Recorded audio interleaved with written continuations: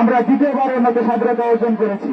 দেশ যদি দ্বিতীয়বার স্বাধীন হয় তাহলে রেডি তাইকো, আমরা আওয়ামী লীগরা তৃতীয়বার স্বাধীন করতে রাজি আছি।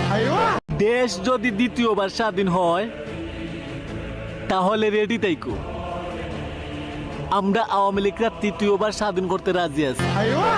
আওয়ামী লীগের নেতা কর্মী যে যেখানে আছে, আমাদের সমস্ত সহযোগী সংগঠন, সবাইকে যার যার এলাকা সকলেই এমনভাবে আপনাদের সংগঠিত হতে হবে যেন ওই অবরোধ আর অগ্নি সন্ত্রাস করে যেন একটাও পার না পায়।